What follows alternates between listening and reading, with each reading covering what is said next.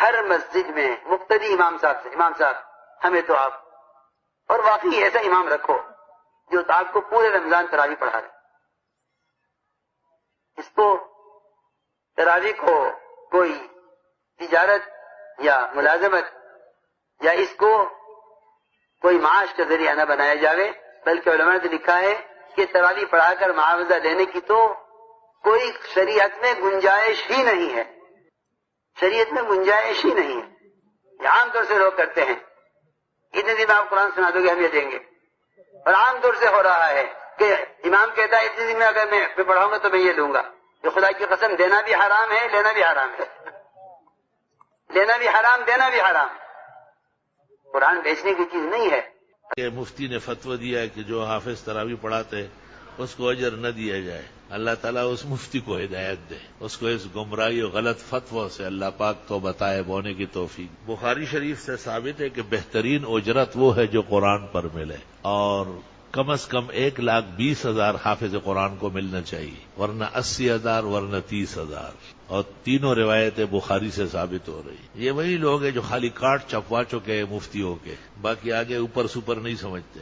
یہ تو اجرت نہیں دی جاتی، یہ تو تکریم و تعظیم ہے. حرمین شریفین میں جب تراویح کا ختم ہوتا ہے، آپ ذرا اسکرین پر دیکھیں کبھی، ان کو اعلان ہوتا ہے کہ فلاں شہزادے نے فلاں جگہ محل بک کر کے دیا ہے، خریدا ہے، یہ اس کا فائل ہے. پھر اعلان ہوتا ہے فلاں ملک کے بادشاہ نے فلاں ملک کے اندر سرائے محل خرید کے امام صاحب کو دیا ہے، یہ اس کے کاغذات سپرد کیے جا رہا ہے. فلاں گیٹ کے سامنے مرسڈیز کھڑی ہے فلاں شہزادے کی طرف سے، فلاں شہزادوں کے فلاں بچے کی طرف سے، سینکڑوں ہدایا، اتنے کے حرم میں ڈھیر لگ جاتے ہیں سونے کے، خدام اٹھا نہیں سکتے. قبلۃ العالم کے اندر پورا مرکز ہے، اور سارے جہان کو ایمان وہاں سے ملتا ہے. ان سے زیادہ محتاط کون ہے؟ اور وہاں ہدایا نہیں، بادشاہت تقسیم ہوتی ہے. ختم کی رات. خدا کی قسم کھا کر کہتا ہوں، یہ بات میں خدا کی قسم کھا کر کہتا ہوں کہ ملائکہ نے ہمارے ساتھ کام کیا ہے.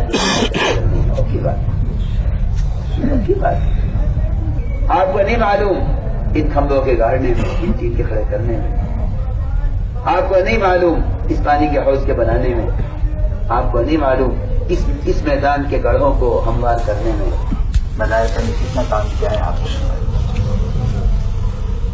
ورنہ یہی کام آپ کہیں ٹھیکے پر دے دیں، یہ کام آپ کی حکومت کے ذمہ کر دیں، وہ خدا کی قسم کبھی نہیں کر سکتے.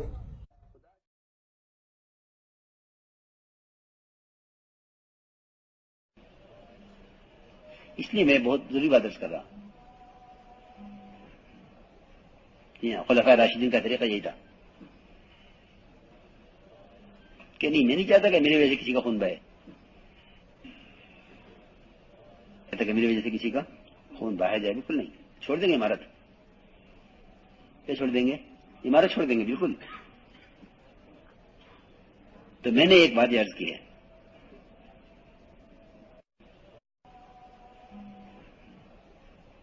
خلفائے راشدین کا طریقہ یہی تھا کہ نہیں، میں نہیں چاہتا کہ میری وجہ سے کسی کا خون بہے. میں 1.5 سال پہ قائد ہوں فاروق سے، میں رشوت میں جا رہے ہوں نا تمر ثناء اللہ، یہ اس کا نتیجہ نظام الدین میں پولیس آئے گی اور یہاں خون خراب ہوتی ہے. نہیں ایسا نہیں ہوگا. میں کہہ دیکھوں میں دکھلا دوں گا اللہ کی طرف سے سیکھا. 1.5 سال پہلے میں نے کہا فاروق مجھے نہ سمجھا، میں 1.5 سال پہلے سے دیکھ رہا تھا. میں نے کہا فاروق 1.5 سال پہلے کہہ دیا. میں کہا فاروق لکھ کے رکھ لو، نظام الدین میں پولیس آئے گی، تم جس وقت جا رہے ہیں یہاں خون خراب ہو رہا ہے، جس وقت جا رہے ہیں.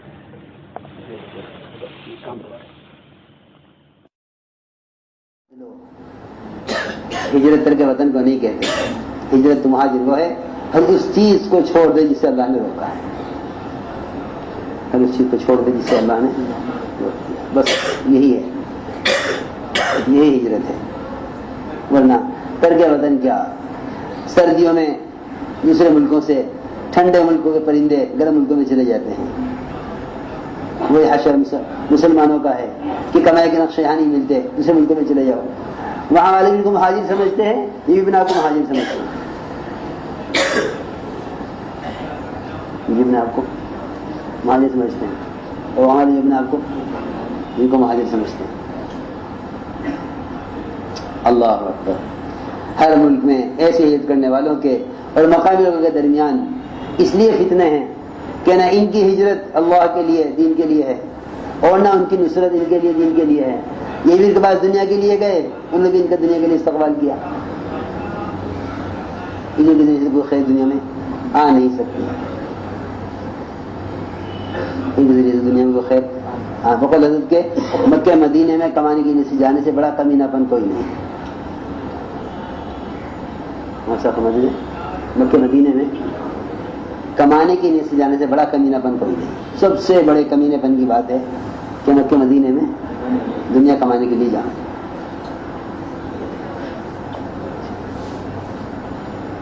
اللہ, مکہ مدینے میں کمانے کی نیت سے جانے سے بڑا کمینہ پن کوئی نہیں.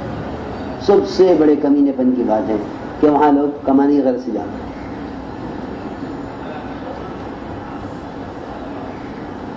کہ یہاں تو ہجرت کر رہے ہیں, کہ نہیں, جو تو ہجرت جو اس کا دنیا کا ارادہ ہی نہ ہو وہ ہوگا مہاجر.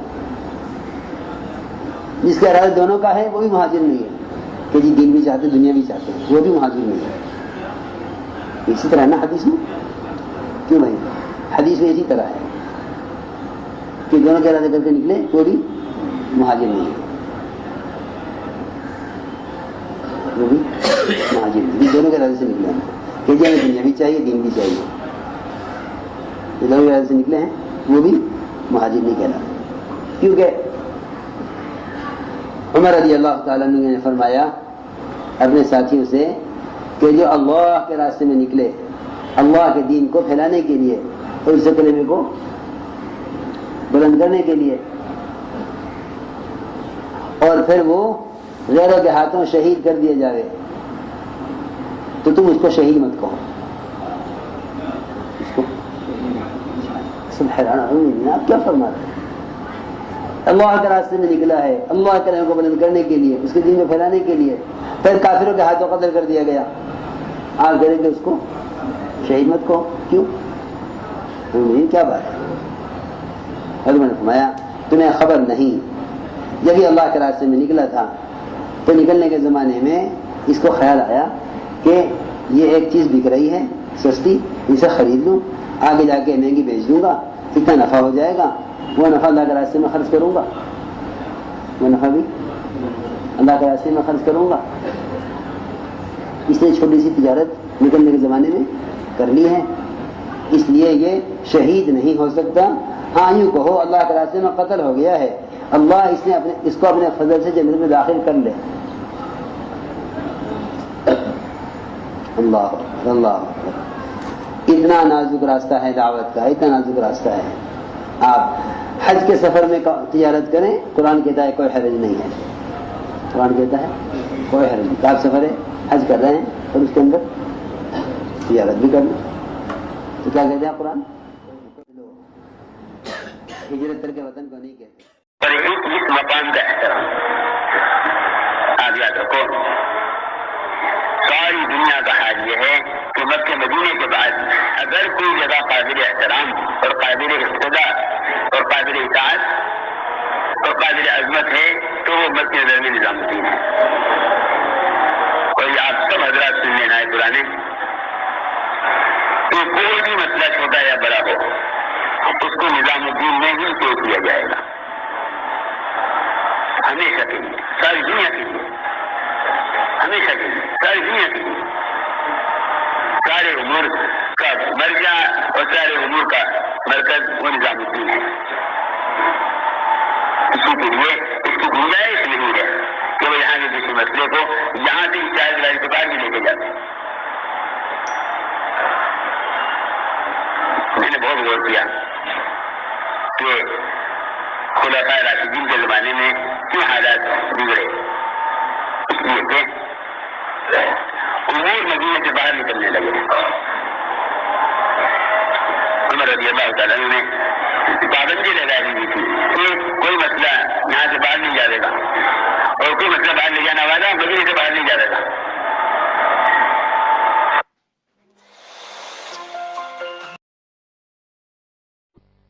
سارا نظام اس پر چلے گا. مشورہ عبادت ہے اور مسجد کا عمل ہے. ہمارے مشورے کی بنیاد امور کا طے کرنا نہیں ہے. ہمارے مشورے کی بنیاد ہر ایمان والے کے دل میں اللہ کے دین کے مٹنے کا غم پیدا کرنا ہے. امور کا طے ہونا تو ضمنی چیز ہے. امت کے دلوں میں اللہ کے دین کے مٹنے کا غم پیدا کرنا یہ ہمارے مشورے کا مقصد ہے. اور یہ سب سے بڑا اجتماعی عمل ہے اور اجتماعیت کو باقی رکھنے والا عمل ہے. اس لیے اللہ تعالیٰ نے مشورے کو قرآن میں نماز کے ساتھ بیان کیا ہے. زکوٰۃ کا، جہاد کا، حج کا، روزے کا کوئی ذکر نہیں ہے. نماز اور نماز کا مشورہ. الذین استجابوا لربهم واقاموا الصلاة وامرهم شورى بینہم. یہ کون ہے ایمان والے؟ کہ وہ ہیں جو نماز قائم کرتے ہیں اور باہم مشورہ کرتے ہیں. اس لیے ہماری مسجد کا مشورہ، دیکھو میری بات ذرا بہت دھیان سے سننا ہی ہے، جا کر اللہ آپ کو جزائے خیر دے. ایسا جم کر بیٹھ کر سننے والا مزہ میں نے کہیں نہیں دیکھا. یہ آپ کی طلب اور شوق کی بات ہے.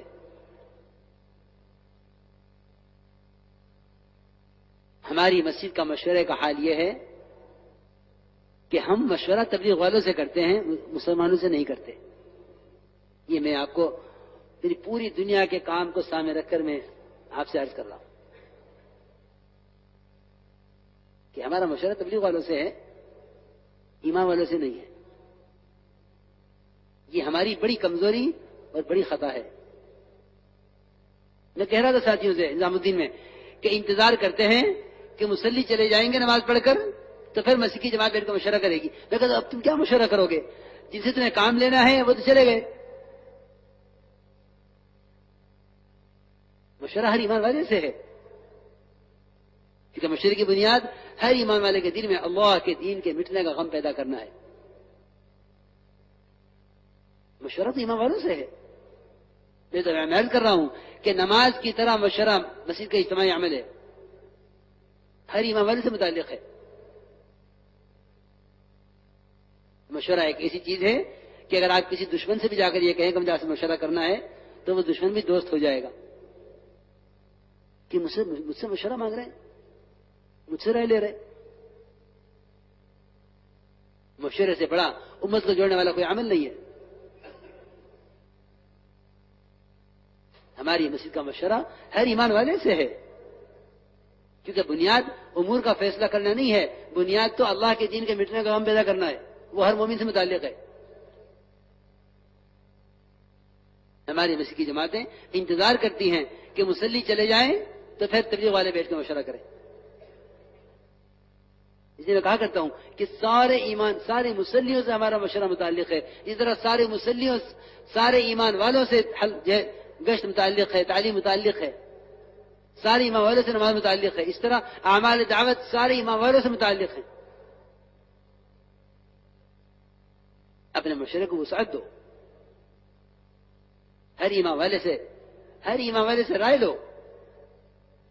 دیکھو میرے دوستو عزیزو، ہم نے کام کو انتظام کو جمع کر لیا ہے، بس یہ ہماری غلطی ہے.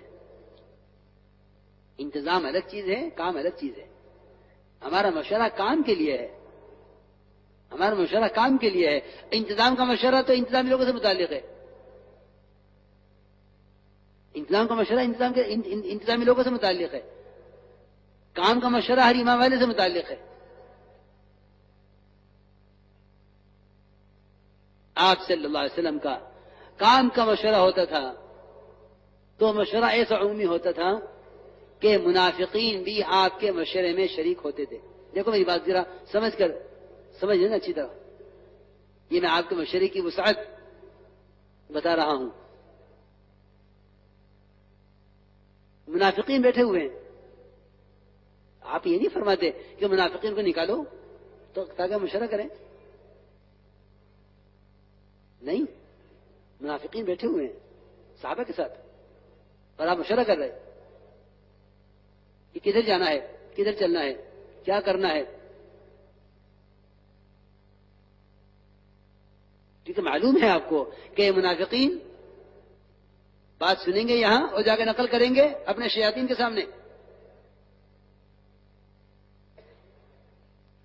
لیکن آپ صلی اللہ علیہ وسلم اپنی اجتماعیت کو باقی رکھنے کے لیے منافقین کو کس طرح نبھا رہے کہ نہیں ان کو نکالنا مت، عمر ان کو قتل نہ کرنا، ورنہ غیر یہ کہیں گے کہ ان کے آپس میں اجتماعیت نہیں ہے، کیونکہ وہی ہمارا سمجھتے ہیں حالانکہ ہمارے نہیں ہے۔ اللہ اکبر، آپ دیکھیے تو صحیح معاملہ، کافر کی عداوت کھلی ہوئی ہے، وہ خطرہ اس سے نہیں ہے جو منافق سے ہے،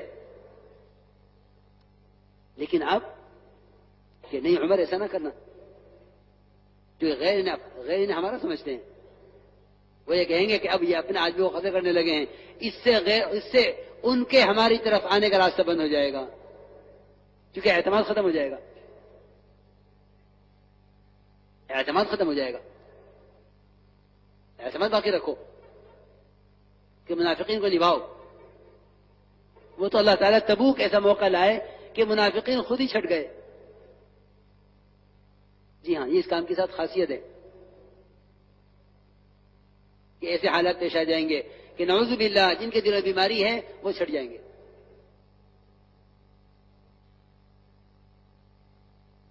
وہ چھٹ جائیں گے خود ہی۔ تبوک کے موقع پر منافقین چھٹ گئے۔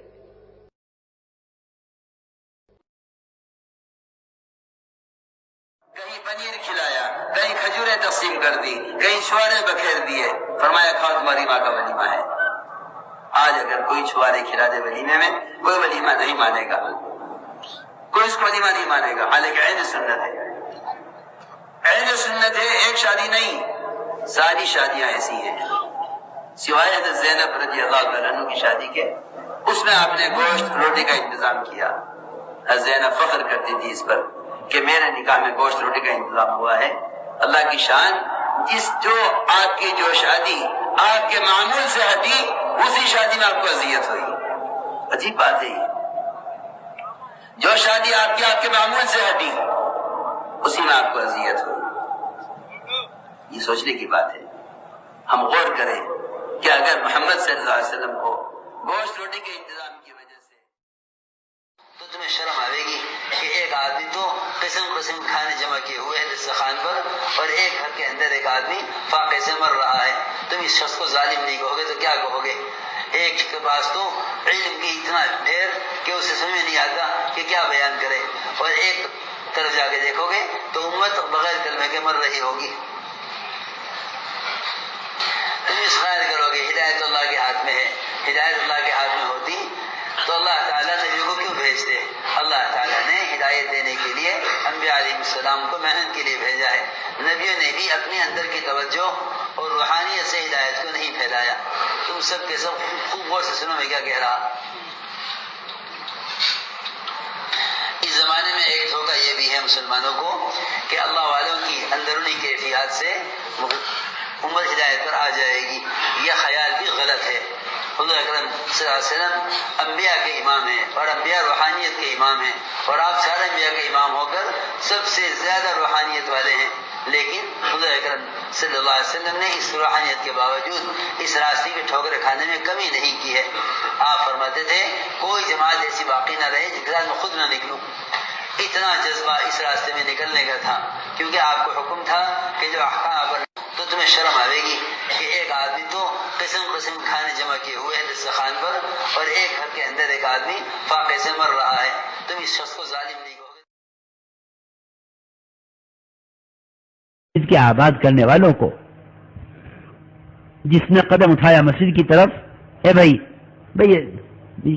میں صاف صاف کہہ دیتا ہوں، موبائل سے تصویر کا لینا حرام ہے، حرام ہے، حرام ہے، اور یہ ہمیں اتنی تکلیف دہ چیز ہے ہمارے لیے کہ اللہ نہ کرے کسی کے لیے بددعا نکلے تو وہ نقصان اٹھاوے گا۔ میں صاف صاف کہتا ہوں، یہ بیماری کام کرنے والوں میں خصوصاً اور عوام میں عام ہو گئی ہے۔ خوب یہود و نصارہ ایک ایک جیب کے اندر یہ حرام چیز داخل کر دی ہے، کیا عوام، کیا خواص، کیا پڑھے لکھے، کیا جاہل، سب کے مجھے اس سے سخت نفرت ہے، اور لوگ اس کو سمجھتے ہیں کہ یہ کوئی بڑا اچھا کام ہے، حالانکہ خدا کی قسم جو یہ کام کرے گا اللہ اس کو مکلف کریں گے کہ اس میں روح ڈالو، اور وہ تصویر بنانے والا اس میں روح نہیں ڈال سکے گا تو اللہ اس کو جہنم میں ڈالیں گے. کیونکہ ہم تو ایک ہی حدیث جانتے ہیں، کل مصور فی النار، کہ ہر تصویر بنانے والا وہ جہنم میں جائے گا، چاہے وہ تصویر کسی شکل سے بنا رہا ہو، کسی بھی طریقے سے بنا رہا ہو. ہم ایک ہی بات جانتے ہیں، کل مصور فی النار، کہ ہر مصور جہنمی ہے. یہ بیماری کام کرنے والوں کے جیبوں میں دیکھو گے تم، ان کی جیب میں کیمرے کے موبائل ہوں گے. میں تو سوچتا ہوں کہ اسی جیب میں رکھ کے نماز ہوتی بھی ہے کہ نہیں ہوتی. میں تو یہ سوچتا ہوں اگر اس کام سے ہمارے دلوں میں کوئی اللہ کا خوف اور تقوی اور اللہ کا، وہ تو اللہ کے تعلق سے حرام حرام نظر آتا ہے. ورنہ اب تو ایسے پڑھے لکھے لوگ پیدا ہو گئے جنہوں نے حرام کو حلال کر لیا ہے اپنی تعویلات سے، کہ یہ نہیں ہے، یہ وہ نہیں ہے، یہ نہیں ہے، یہ وہ نہیں ہے. کیونکہ جب شیطان مسلط ہو جاتا ہے نا تو وہ حق کو باطل بنانے کے لیے اور حرام کو حلال کرنے کے لیے ایسی رائے دیتا ہے جن کو پڑھے لکھے جس چیز کو یعنی مناسب سمجھتے ہیں، وہ بیچارے حالات اور زمانے کے تاثر کی وجہ سے ایک حرام چیز کو حلال کرنے کی کوشش میں لگ جاتے ہیں کہ عوام کی ضرورت ہے. تو تقوی ہی اصل چیز ہے، اللہ کا تعلق. وہ تو حرام کی ظلمتوں کو، حرام کی ظلمتیں تقوی سے کھلتی ہیں. اس لیے میں آپ سب سے درخواست کر رہا کہ خدا کے لیے اس بیماری سے توبہ کر لو. یہ ہر ایک کا آپ دیکھیں گے کیا شادیاں اور کیا دینی مجلسیں، کہیں بھی یہ چیز یعنی اس بیماری سے کوئی مجلس بھی خالی نہیں ہے. اور خدا کی قسم شیطان اس پہ مسلط ہے جس کے ہاتھ میں یہ ہے. اللہ اسے چاہے تبلیغ کا یا دین کی کسی مجلس کا، یا اسے کتنا بھی فخر ہو اس پر کہ میں کیا کر رہا، کتنا اونچا کام کر رہا، لیکن شیطان اس پر مسلط ہے. کیونکہ اس زمانے کا سب سے بڑا شیطان یہی ہے. وہ تو بس ہمارے دجل ہے، دجل اس پر دجال کی انتہا ہے. یہ جتنی چیزیں ہیں نا یہی دجل ہیں، اور دجال ان ساری چیزوں کا منتہا ہے. جہاں ایک کمزور ایمان والے کے کفر کا اور ایمان کا فیصلہ ہوگا.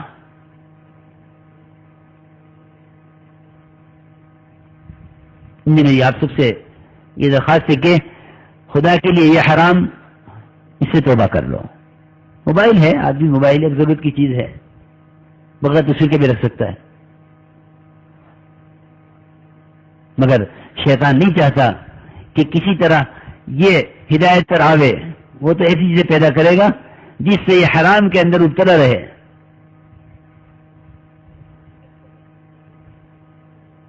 اور بات یہ ہے کہ جب یہ چیز ہوتی ہے میرا دل اندر سے دکھتا ہے. وہ خدا نہ کرے، اللہ نہ کرے کسی کا کوئی نقصان ہو.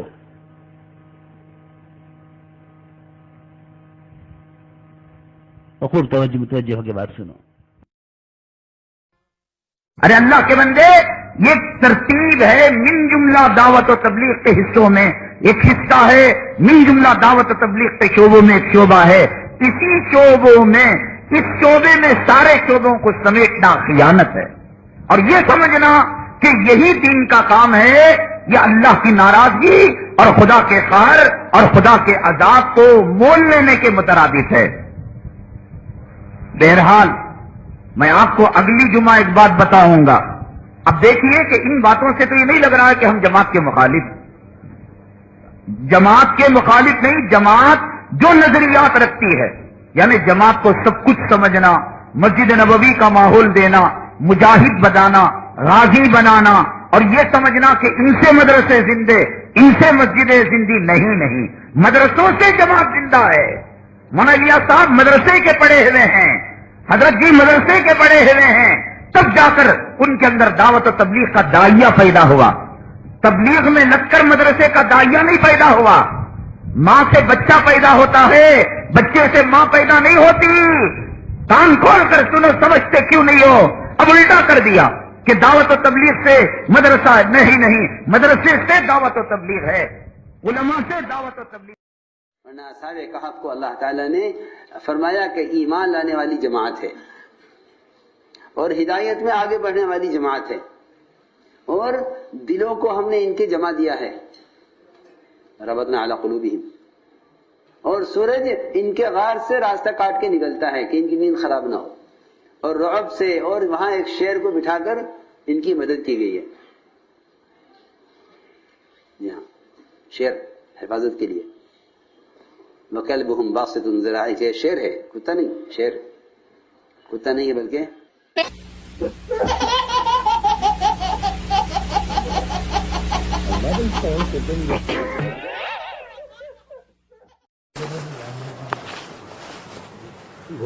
भोपाल में जो भी बदइंतजामी हुई थी, बदउनवानी हुई थी, उसके मुताल्लिक़ आए थे कि भाई ये इज्तिमाई काम है, उसको अपने आपस में बैठ के उसको सुलझा लिया जाए। उसके बाद फिर 3 महीने के बाद फिर मेवात का यहाँ पे जमावड़ा हुआ, और उसके ऊपर भी आपने कुछ एक्शन नहीं लिया कि आप निकल के बाहर पूछते कि भाई क्यों यहाँ पे मस्जिद के अंदर ये मेवाती जमा हो रहे हैं और एक हुजूम पैदा कर रहे हैं, जिसकी इत्तला पुलिस तक पहुंची और कहाँ कहाँ अखबारों तक में ये छपा। इसकी रुसवाई हुई, किसकी हुई? काम की रुसवाई हुई, इस मस्जिद की रुसवाई हुई। जो पहले किला बना हुआ था, आज रेत का ढेर बना हुआ है, वो कि कोई भी जरा सा तिनका मारे और ये पूरा ढेर हो जाएगा। पूरी जो सारी साजिशें चल रही हैं दुनिया के अंदर, वो इस काम को नापैद करने के लिए चल रही हैं, और जब हम ही लोग खोखले हो जाएंगे तो फिर उसके बाद इसको कौन संभालेगा? संभालने वाला तो पैदा करने वाला वो है अल्लाह। जब पहले औलिया अल्लाह को उसने दी थी, उनसे लेकर ये मौलाना इलियास साहब, मौलाना इनाम साहब रहमतुल्लाह अलैह को दिया गया, ऐसे ही हमसे लेके कहीं और भी दे सकता है। वो ताकत बहुत बड़ी है, लेकिन ये नहीं होना चाहिए। जो आपस के मसले मसाइल हैं उसको वहीं, और अभी फिर एक हफ्ते पहले आपके सामने ये हरकत हुई। ये तय करिए आज कि ये अवामी काम है या विरासत चल रही है, ये तय हो गई। काम अगर आवाम का है तो आवाम के अभी आपने कहा कि वहाँ की शूरा, यहाँ की शूरा क्यों नहीं है, ये बताइए। ये मरकज है, इसका जवाब चाहिए। दुनिया में सब जगह शूरा है, यहाँ क्यों नहीं है? दुनिया आपको लिख रही है, यहाँ शूरा क्यों नहीं बन रही, इसका जवाब चाहिए। शूरा है, कौन है शूरा? जी नहीं, ये शूरा नहीं है। ये 100 आदमियों की, 200 आदमियों की शूरा नहीं है। मैं शूरा नहीं हूँ। शूरा की नामजदगी होनी चाहिए, क्यों नहीं हो रही? अगर विरासत है तो कहिए ये मेरी विरासत है, और अवामी काम है तो अवामी विरासत है, और अवामी काम है तो अवामी के हिसाब से करें। अरे यार आप चुप रहिए ना। तुम अमीर नहीं हो, दो अमीर हो तो। आप अगर नहीं मानते ना मानो, हम नहीं मानते आपको अमीर का फैसला हो गया। नहीं मानते जहन्नम में जाओ। शुरा के आदमी है, तुम बस्ती वाली मेरी शुरा, मैं जिम्मेदार, मैं जो चाहूंगा वो करूंगा। बस कुछ नहीं हो रहा, सब आप क्या बस्ती वाले कर रहे हो भाई, इसको खाली तो दे रही है।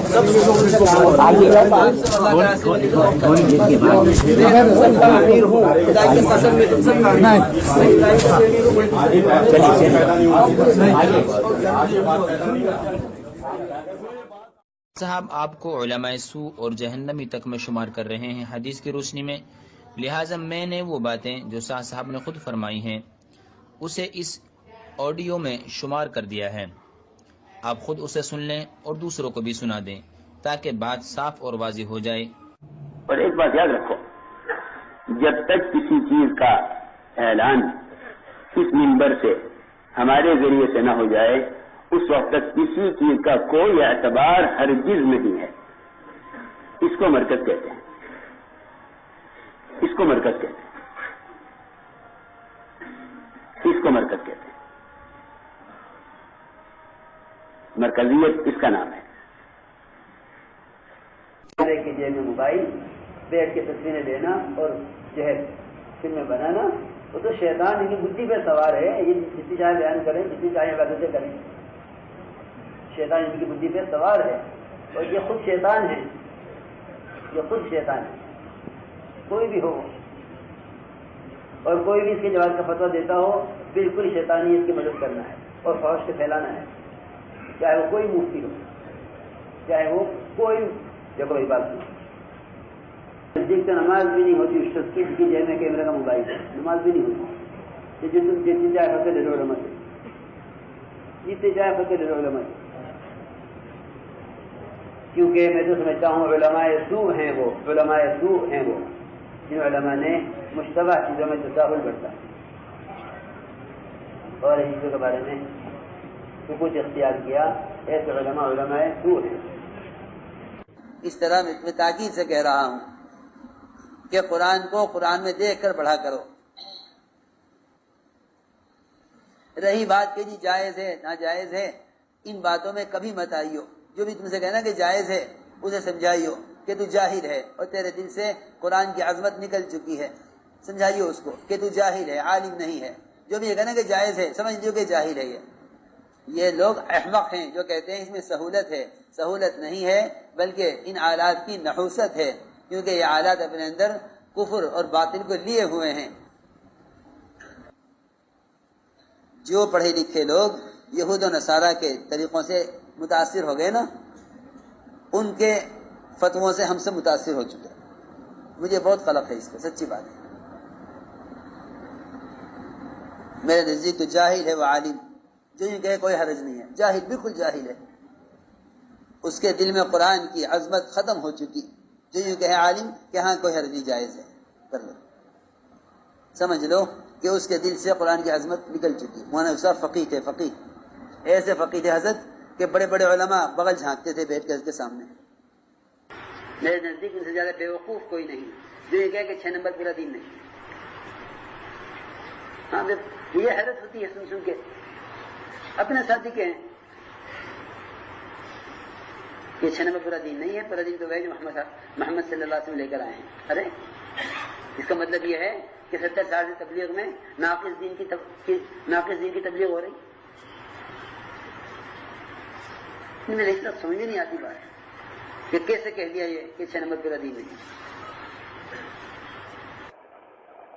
شیطان نے تم لوگوں کو بڑے شکوک میں ڈالا ہوا ہے، بڑے شکوک میں ڈالا ہوا ہے۔ سارے عالم کا یہ مرکز ہے اور سارے عالم کو یہاں سے رجوع کرنا ہے، یہ اللہ کی طرف سے طے شدہ بات ہے۔ میرے نزدیک انتہائی جاہل ہے وہ شخص جو یہ کہ یہاں کوئی بڑا نہیں ہے، یہاں کوئی بڑا نہیں ہے، یہاں کوئی امیر نہیں ہے۔ غلط بات، بالکل غلط بات۔ یہ شیطانی وساوس ہیں جو تعطیل کی زبان پر آنے لگے ہیں۔ سب دیکھ رہا، کون کیا کر رہا، کون کیا کر رہا، کون کیا کر رہا، کون کیا کر رہا، سب کا بیان سنتا ہوں، مولوی یعقوب کا بھی سنتا ہوں اور بھی سب کے مولوی انصار کا بھی سنتا ہوں، سب کے سنتا ہوں۔ میں یہ سوچتا رہتا ہوں کہ انہوں نے اپنے عملے کو امت کے لیے کتنا تیار کیا۔ سب کے بیان سن کر میں یہ غور کرتا ہوں کہ انہوں نے اپنے عملے کو امت کے لیے کتنا تیار کیا۔ سارا اختلاف دعوت کا اور تصوف کا ہے، سارا اختلاف میں خود جانتا ہوں، اچھی طرح جانتا ہوں، ایک ایک کو جانتا ہوں اللہ کے فضل سے۔ کس کا مزاج کھپنے کا ہے، کس کا مزاج جو ہے وہ گوشہ نشینی کا ہے، یہ اختلاف ہے۔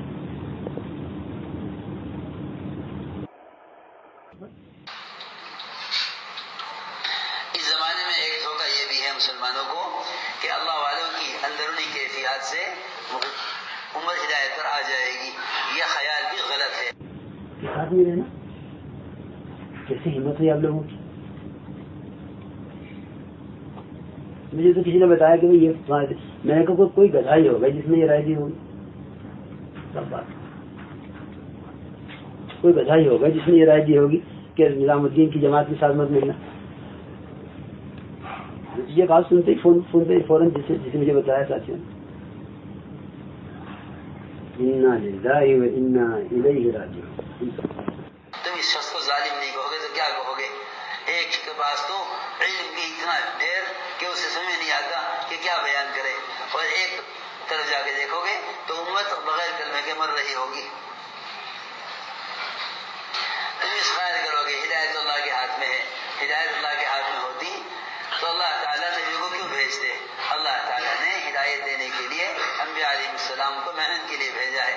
نبیوں نے بھی اپنے اندر کی توجہ اور روحانیت سے ہدایت کو نہیں پھیلایا. تم سب کے سب خوب غور سے سنو میں کیا کہہ رہا. میں تم امیر نہیں ہو, دو امیر ہو تو آپ اگر نہیں مانتے نہ مانتے, ہم نہیں مانتے آپ کو امیر کا فیصلہ ہو گیا. نہیں مانتے جہنم میں جاؤ. شورا کے آدمی ہے, شورا کے آدمی ہے. تم بستی والی میری شورا, میں ذمہ دار, میں جو چاہوں گا وہ کروں گا.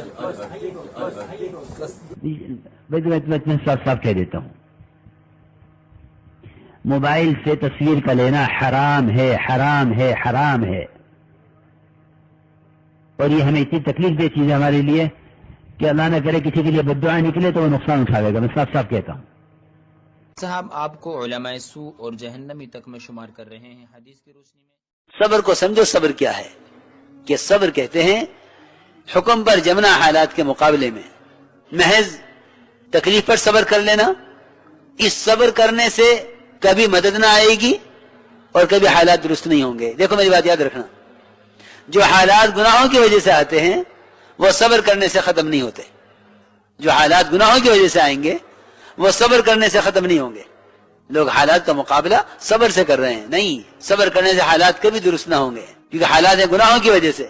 جو حالات گناہوں کی وجہ سے آئیں گے وہ صبر سے درست نہ ہوں گے, کہ یہ صبر تو جہنم تک لے جاوے گا. اللہ تعالی جہنمیوں سے فرمائیں گے اصبروا او لا تصبروا سواء علیکم انما تجزون ما کنتم تعملون, کہ تم صبر کرو یا نہ کرو برابر ہے تمہارے لیے, کیونکہ تمہیں جہنم میں تمہارے کیے کا بدلہ مل رہا ہے. اس لیے میرے دوستو عزیزو, صبر اور شکر کو سمجھنا چاہیے.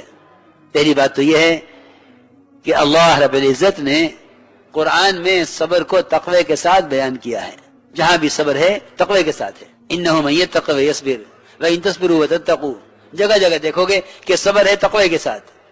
ہم صبر کر رہے ہیں تقوی کے بغیر. ساری دنیا کے مسلمان جتنے بھی حالات اس وقت ساری دنیا میں ہیں وہ صبر کر رہے ہیں تقوی کے بغیر. اگر مسلمان صبر کر لے واقعی تقوی کے ساتھ تو اللہ تعالیٰ کی مدد فوراً آ جائے.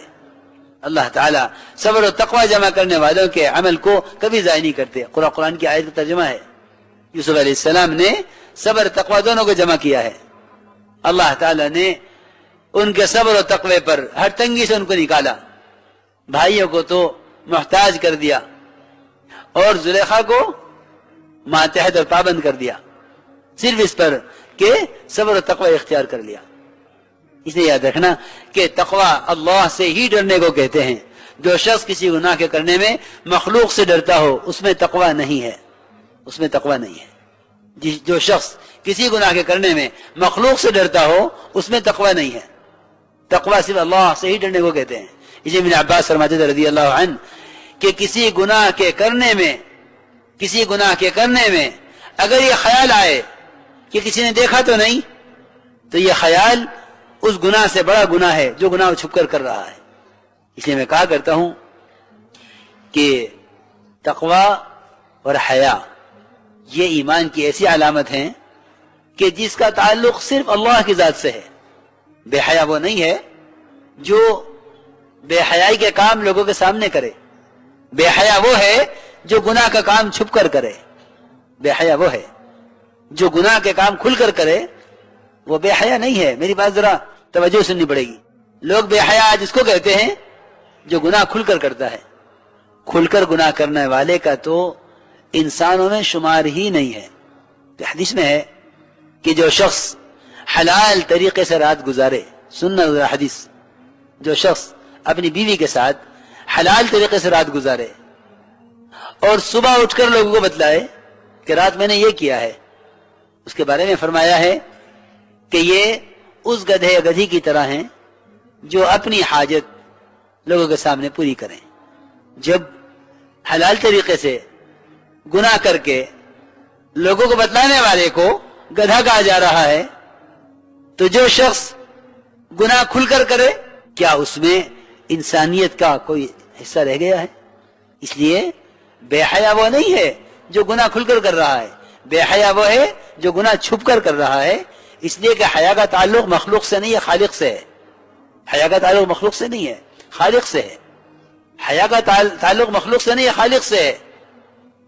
اس لیے فرمایا ہے کہ یہ تیری حیا جاتی رہے تو اب تو جو چاہے کر، کیوں کہ تیرا حیا کا تعلق جس سے تھا اس سے تیری حیا ختم ہو چکی ہے، اب تو جو چاہے کر، اب تو جانور کی طرح آزاد ہے۔ اذا فاتك الحیا فافعل ما شئت، کہ یہ تیری حیا جاتی رہے تو اب تو جو چاہے کر۔ اس لیے میرے بزرگ دوستو عزیزو، ہمیں اپنے اندر تقوی پیدا کرنا ہے، اور واقعی یہ تقوی ہی ایمان ہے۔ قرآن میں صاف فرمایا ہے الزمہم کلمۃ التقوی وکانوا حق بها واہلها، کہ ایمان والے اس کلمہ لا الہ الا اللہ کے زیادہ حقدار ہیں اور زیادہ اہل ہیں، کیونکہ یہ تقوی کا کلمہ ہے۔ تو میں عرض کر رہا تھا کہ صبر اور تقوی یہ دونوں چیزیں متلازم ہیں ایک دوسرے کے ساتھ۔ اس زمانے میں مسلمان جتنا پریشان ہے ساری دنیا میں، اس کی وجہ صرف یہ ہے کہ صبر کر رہا ہے اور صبر کے ساتھ حالات کے بدلنے کا انتظار کر رہا ہے۔ کچھ وہ ہیں جو کہتے ہیں حکومت بدلے گی تو ملک کے حالات بدلیں گے۔ دیکھو میری بات یاد رکھنا، حالات کا تعلق احکام سے ہے، حکام سے نہیں ہے۔ حالات کا تعلق احکام سے ہے، حکام سے کوئی تعلق نہیں ہے۔ حکام سے حالات عالم کا کوئی تعلق نہیں ہے۔ ہاں وہ حکام جو ایسے تقوی اور عبادت والے تھے کہ اگر حاکم کی نیت بدلتی تو اس کا اثر اس کی بادشاہت پر نہیں، اس کی فوج پر نہیں، بلکہ اس کے ملک میں کسی باغ کے کسی ایک پھل کے رس پر اس کی نیت کا اثر پڑتا۔ اور ایسے ایمان والے تھے مالی کہ اس نے انار نچوڑتے ہی کہہ دیا کہ ایسا معلوم ہوتا ہے کہ حاکم کی نیت بدل گئی ہے۔ وہ تھے تقوی والے۔ اس لیے میرے دوستو عزیزو یہ بات یاد رکھنا کہ حکام کے بدلنے سے حالات نہیں بدلتے، حکام کے بدلنے سے حالات نہیں بدلتے۔ یہ لوگ منتظر رہتے ہیں کہ حکومت بدلے گی حالات بدلیں گے، نہیں، حکام کے بدلنے سے حالات کبھی نہیں بدلیں گے، اس لیے کہ حالات عالم کا تعلق براہ راست مومن کے بدن سے نکلنے والے اعمال سے براہ راست ہے، بلا کسی کی شرکت کے۔ اس میں کسی کو کوئی دخل ہی نہیں ہے۔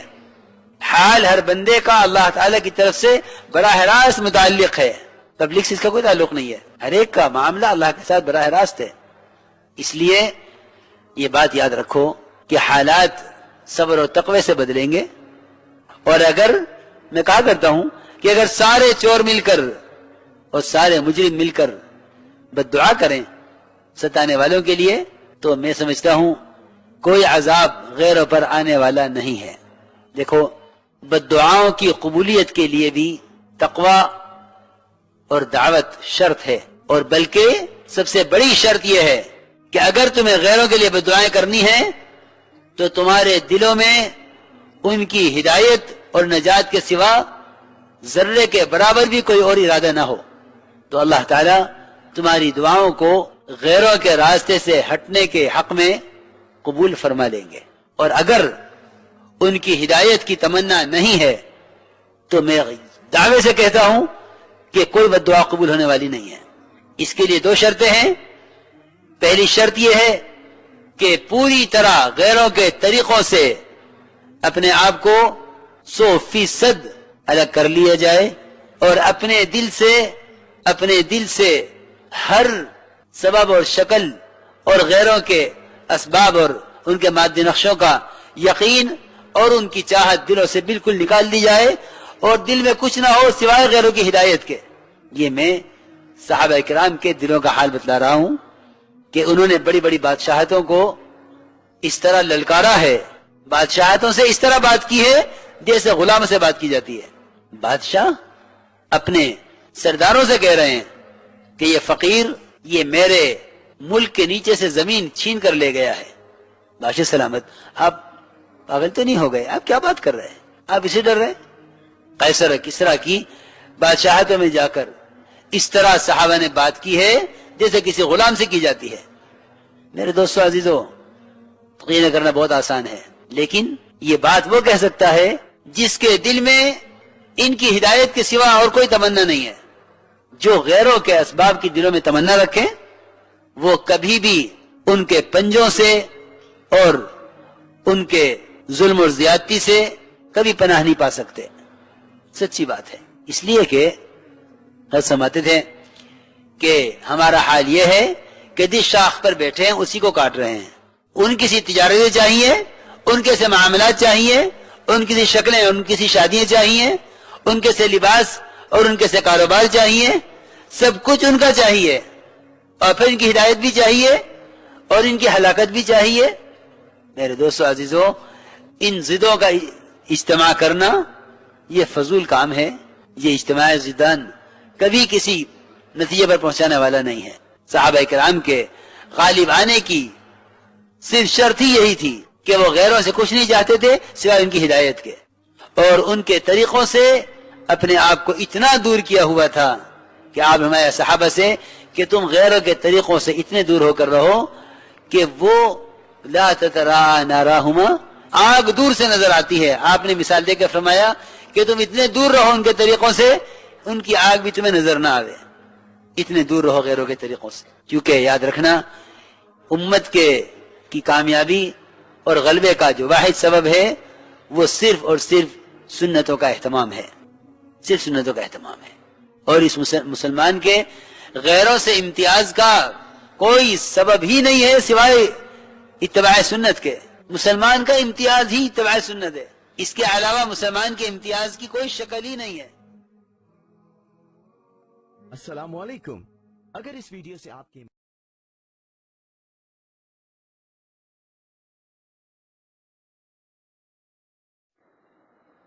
بسم الله الرحمن الرحيم. دعواته صلى الله عليه وسلم لأهل بيته. وأخذ أبو يعلى عن أم سلمة رضي الله عنها زوج النبي صلى الله عليه وسلم أن رسول الله صلى الله عليه وسلم قال لفاطمة ائتني بزوجك وابنتيك فجاءت بهم فألقى عليهم رسول الله صلى الله عليه وسلم كساء كان تحتي خيبريا نصبناه من خيبر ثم قال اللهم هؤلاء آل محمد فاجعل صلواتك وبركاتك على آل محمد كما جعلتها على آل إبراهيم إنك حميد مجيد. قال هيثمي وفيه عقبة بن عبد الله الرفاعي وهو ضعيف ورواه الترمذي باختصار الصلاة. وأخرج الطبراني عن أبي عمار قال إني لجالس عند واسل ابن الأسقع رضي الله عنه إذ ذكروا علي رضي الله عنه فشتموه فلما قاموا قال اجلس أخبرك عن الذي شتموا إني عند رسول الله صلى الله عليه وسلم ذات يوم إذ جاء علي وفاطمة وحسن وحسين رضي الله عنهم فألقى عليهم كساء له ثم قال اللهم أهل بيتي فأذهب عنهم الرجس وطهرهم تطهيرا. فقل يا رسول الله وأنا؟ قال وأنت؟ قال والله إنها لأوثق عملي في نفسي وفي رواية إنها لأرجى ما أرجو. قال الهيثمي ورواه الطبراني بإسنادين والرجال السياق رجال الصحيح غير كلثوم بن زياد ووثقه ابن حبان وفيه ضعف انتهى.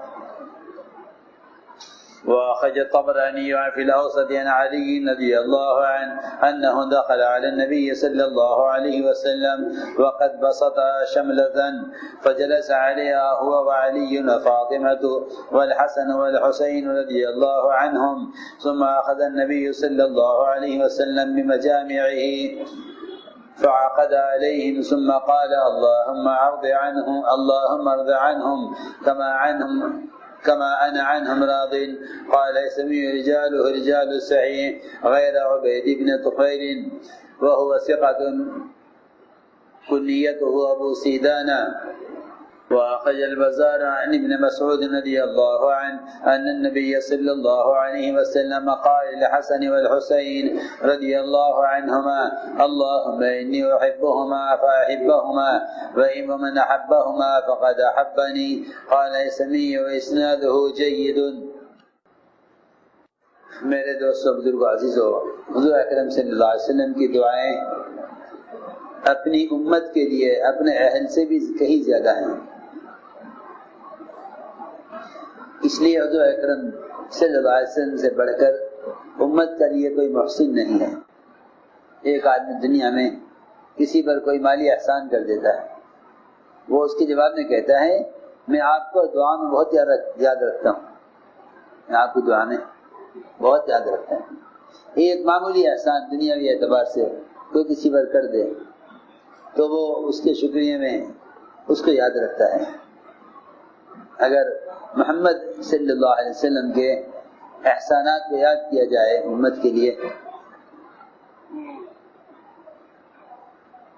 تو حضور اکرم صلی اللہ علیہ وسلم نے جتنی دعائیں امت کے لیے کی ہیں اتنی دعائیں اپنے اہل کے لیے بھی نہیں کی ہیں۔ حضرت عائشہ رضی اللہ کے لیے تو ایک مرتبہ کی تھی کہ اللہ عائشہ کے سارے گناہ معاف کر دیں، اگلے پچھلے ڈھکے چھپے۔ حضرت عائشہ اتنی خوش ہوئی کہ خوشی میں لوٹ پوٹ ہو گئی کہ کیوں خوش ہو رہی ہو کہ آپ نے میرے لیے ایسی دعا کی ہے۔ آپ نے فرمایا یہ دعا تو میں اپنی امت کے لیے ہر نماز کے بعد کرتا ہوں۔ آپ کی دعائیں ہیں آپ کے گھر والوں کے لیے، اہل بیت کے لیے، اس لیے اہل بیت کا خیال کرنا چاہیے، کیونکہ جس طرح ان سے محبت کرنے والوں کے لیے آپ کی دعا ہے اس طرح ان سے نفرت کرنے والوں کے لیے آپ کی بددعا بھی ہے۔ یہ بھی فرمایا آپ نے وانصر من نصرہ، جو ان کی مدد کرے تو ان کی مدد کر، واخذل من خذلہ، اور جو ان کو بے یار مددگار چھوڑ دے تو بھی ان کو بے یار مددگار چھوڑ دے۔ حضرت علی کے لیے دعائیں کی آپ نے، اس میں یہ بھی فرمایا ہے کہ جو ان کو بے یار ان کی مدد نہ کرے اے اللہ تو اس کی مدد نہ کرے۔ فرماتی ام سلمہ رضی اللہ تعالی عنہ آپ کے زوجہ محترمہ کہ حضور اکرم صلی اللہ علیہ وسلم نے فاطمہ سے فرمایا کہ جاؤ اپنے شوہر کو اور دونوں بچوں کو لے کر آؤ میرے پاس۔ چنانچہ فاطمہ رضی اللہ تعالی عنہ سب کو لے کر آئیں۔ حضور اکرم صلی اللہ علیہ وسلم نے ان پر ایک چادر ڈالی، اس چادر کو فرماتی ہیں فاطمہ رضی اللہ فرماتی ہیں کہ اس چادر کو اپنے نیچے بچھایا کرتی تھی، اور یہ وہ چادر تھی جو ہمیں خیبر میں ملی تھی، خیبر کی چادر تھی۔ تو فرماتے ہیں کہ آپ نے وہ چادر ہم پر ڈالی اور فرمایا اے اللہ یہ محمد صلی اللہ علیہ وسلم کی آل ہے، تو اپنی رحمتیں اور برکتیں آل محمد پر اس طرح نازل کر جس طرح تو نے رحمتیں اور برکتیں آل ابراہیم پر نازل کی ہیں، اس لیے کہ تو بہت قابل تعریف اور بڑی بزرگی والا ہے۔ ابو عمار کہتے ہیں کہ بیٹھا ہوا تھا واسم اسقا کے پاس، اچانک ان لوگوں نے علی کا ذکر کیا اور برائی سے ذکر کیا علی رضی اللہ عنہ کا، اور ان کو برا کہنے لگے۔ جب لوگ اٹھ کر چلے گئے واسم اسقا نے کہا کہ بیٹھو میں تمہیں بتلاتا ہوں کہ یقین لوگوں کو واسم اسقا نے کہا تھا ابو عمار سے کہ بیٹھو میں تمہیں بتلاتا ہوں کہ یہ کس ذات کو اور کس شخصیت کو برا کہہ رہے تھے۔ واسم اسقا نے فرمایا کہ میں ایک مرتبہ حضور اکرم صلی اللہ علیہ وسلم کی خدمت میں تھا،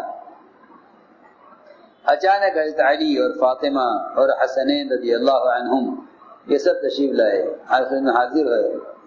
آپ نے اپنی چادر ڈالی اور چادر ڈال کے فرمایا اے اللہ یہ میرے اہل بیت ہیں، اے اللہ ہر برائی کو ان سے دور کر دے اور ان کو پوری طرح پاک کر دے، ان کو پوری طرح پاک کر دے۔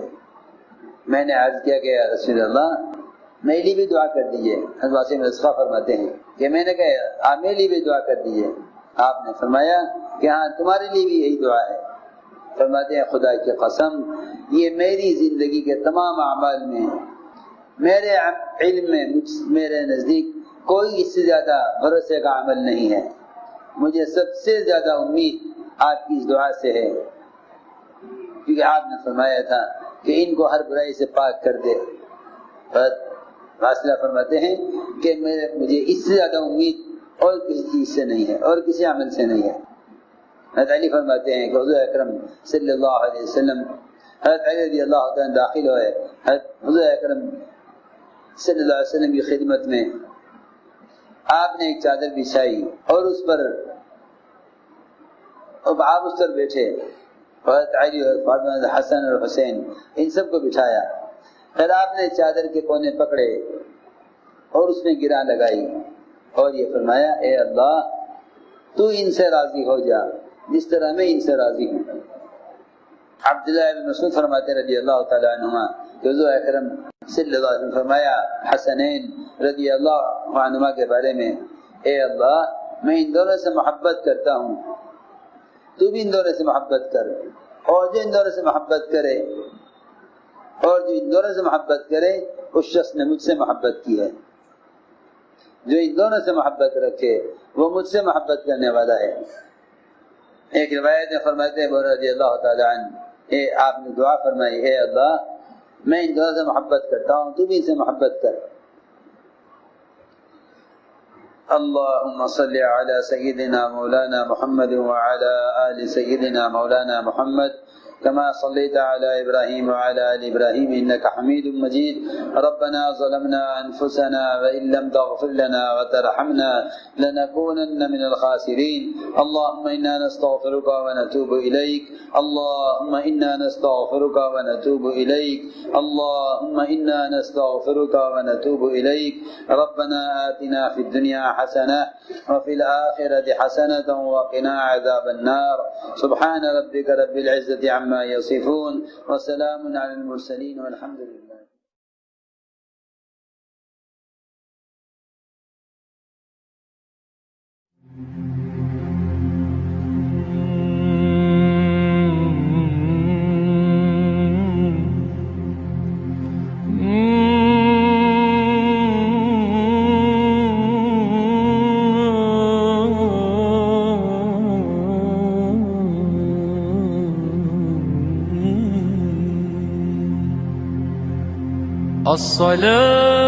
الصلاة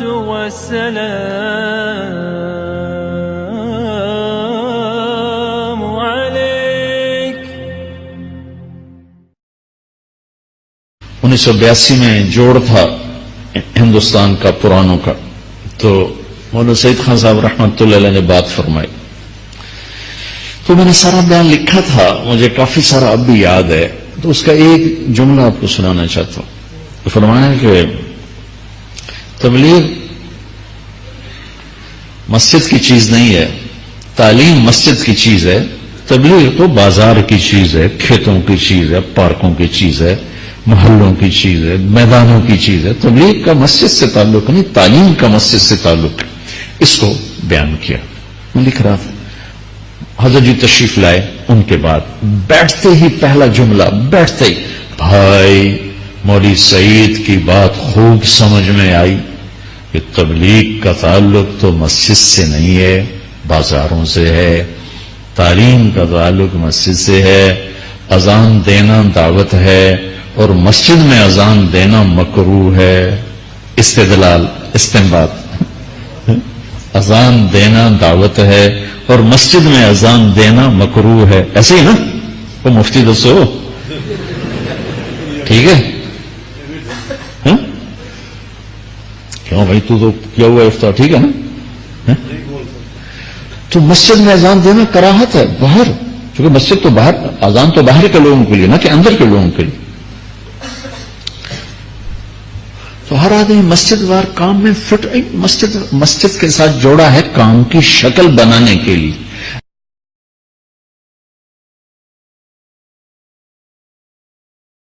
میں بار بار نظام الدین سے یہ بات ساتھیوں سے بھی مجمع سے بھی عرض کر رہا کہ ہمارے گشتوں کا مقصد مسجد میں لانا ہے.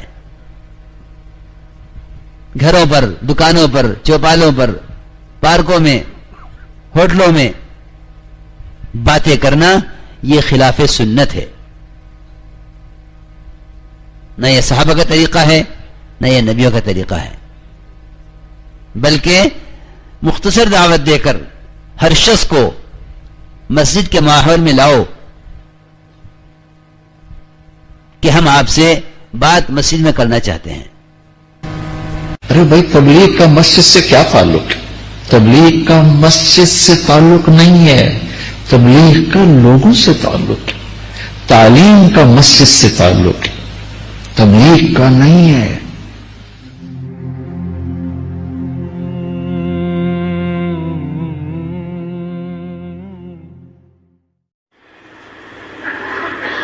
تو عبداللہ بن رواحہ رضی اللہ تعالیٰ عنہ جمعہ کی نماز پڑھنے کے لیے ٹھہرے تھے.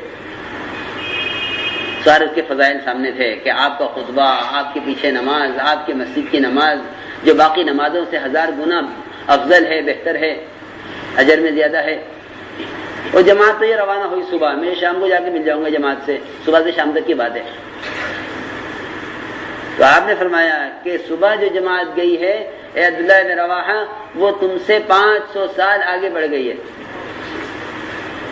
اور تمہارے ان کے درمیان اتنا فاصلہ ہو گیا جتنا مشرق مغرب کے درمیان فاصلہ ہے.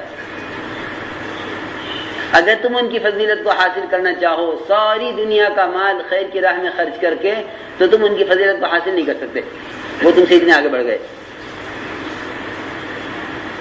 ہمارے ہدایات میں، ہمارے بیانات میں، ہمارے مذاکروں میں اب یہ چیز بالکل ختم ہو گئی. اس کی وجہ بھی ہے ختم ہونے کی، وہ میں آپ کو بتاؤں.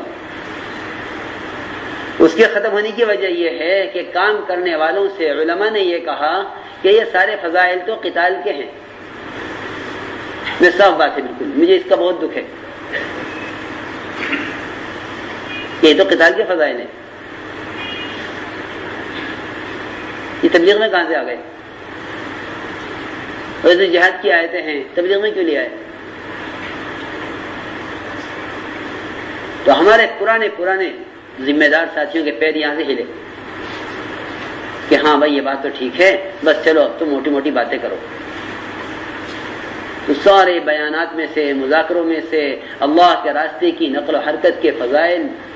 رات کو جماعت تیار ہوئی، صحابہ نے عرض کیا یا رسول اللہ صبح نکل جائیں گے. فرمایا کہ تم نہیں چاہتے کہ جنت کے باغوں میں رات گزارو؟ یہ چیزیں مولانا صاحب کے ملفوظات میں، ہدایات میں مولانا صاحب کی ہدایت میں ملیں گی. وہ اپنے مجمع کو، اپنے عملے کو دعوت سے بھرتے تھے.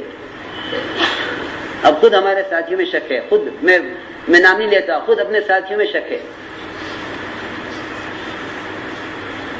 کہ بھائی وہ تو علماء یوں کہیں گے کہ جس عالم کو، جو عالم کام کے میدان میں نہیں ہے اس کی بات سے کیوں متاثر ہوتے ہو؟ صاف بات ہے. ہمارے ہاں جواب دینا نہیں ہے، اپنے کام میں لگے رہو. کیونکہ اعتراض ہوتا ہے نہ جاننے کی وجہ سے. میں خوب جانتا ہوں کہ ہمارے مجمع کے کام سے بیٹھنے یا دوسری فکروں کی طرف متوجہ ہونے کی اصل وجہ یہ ہے کہ ان کے اندر دعوت کی پختگی کمزور ہو چکی اور انہیں اس کام سے تربیت کا، تزکیے کا، ہدایت کا اب یقین نہیں ہے. صاف بات ہے. اس کی وجہ یہ ہے کہ بیانات میں سے، ہدایات میں سے دعوت نکل گئی. ہاں دین ہے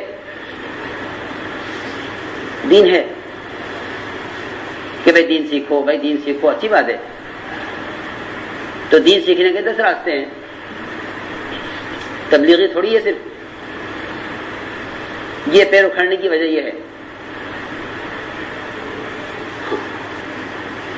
اس کام پر یقین اللہ سے مانگو، رو کر بصیرت مانگو اللہ سے کہ اللہ جب تو نے ہمیں یہ کام دیا ہے تو اس کی حقانیت کو ہمارے دل میں باقی رکھ، ورنہ یہ بات زبانوں پر آ جائے گی اور آ گئی ہے کہ تبلیغ تو ایک محنت ہے مگر اصلاح کا کیا ہوگا. مجھے حیرت اس شخص پر جس سے پوچھا جائے کہ تمہارے اصلاحی تعلق کس سے ہے، وہ کیوں نہیں کہتا کہ میرا اصلاحی تعلق اس کام سے ہے.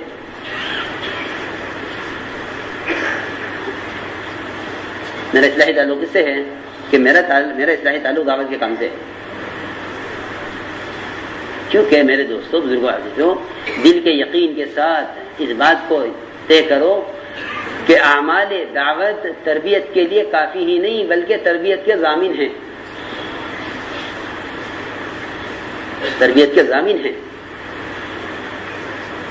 اس راستے کا ایک عمل مولانا عیسیٰ کے بیانات پڑھا کرو تو حضرت صحابہ کرام کے واقعات سے اس محنت کے ذریعے ہدایت کے ملنے کو ثابت کرتے تھے.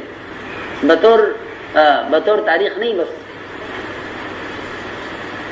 بلکہ حضرت کا استنباط بہت قوی تھا اور وہ استنباط کمزور ہو گیا. اس کی وجہ ہے کہ اب کام کے مذاکرے طریقہ کار کے ہیں. صحابہ کے دعوت کے واقعات سے جو تبدیلیاں آئی ہیں اس سے ان واقعات سے استنباط نہیں ہے.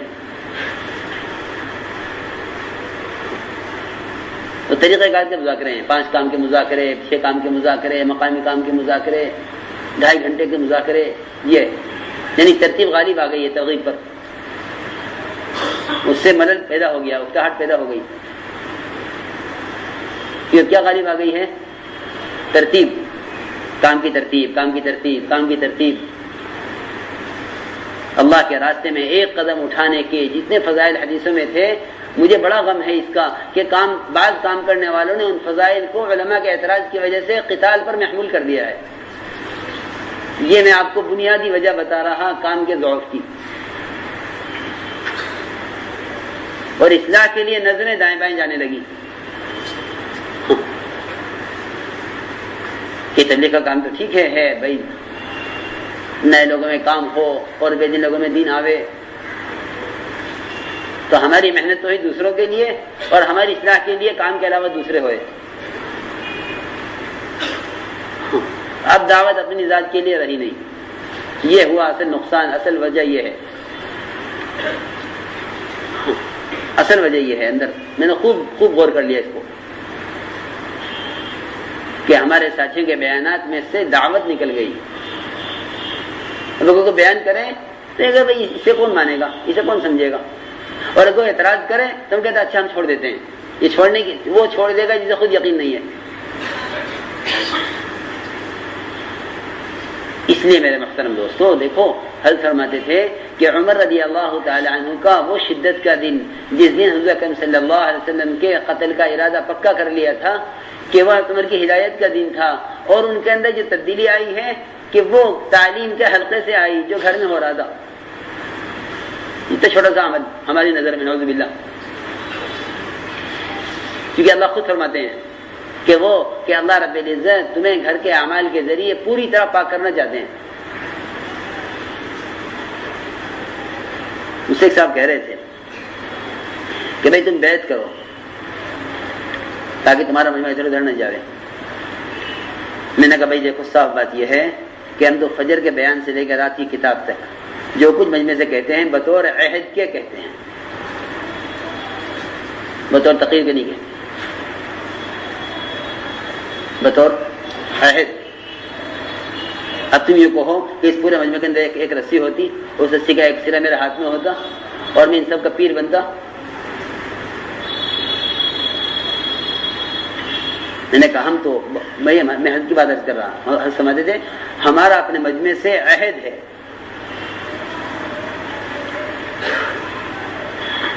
اور جتنے اعمال عبادت ہیں وہ سارے کے سارے دعوت میں بدرجہ اولا بدرجہ کمال ہیں.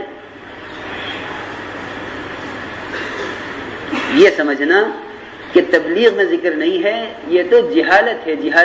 جاہل ہے وہ آدمی جو کہ تبلیغ میں ذکر نہیں ہے، چاہے وہ شیخ وقت ہو کوئی. جاہل ہے جو یہ کہ تبلیغ میں ذکر نہیں ہے اور تبلیغ میں تزکیہ نہیں ہے. اور بالکل مجھے تو غم ہے ان لوگوں کا جو یہاں بیٹھ کے یوں کہتے ہیں کہ 6 نمبر پورا دین نہیں ہے. خود اپنی دہی کو کھٹا کہنے والا کبھی تجارت نہیں کر سکتا.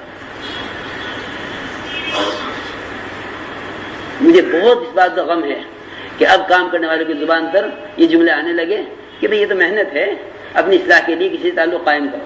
اس کا مطلب یہ ہے کہ اپنے کام کو چھوڑو اور اپنے کام سے تزکیے میں شک کرو. اس کا مطلب یہ ہے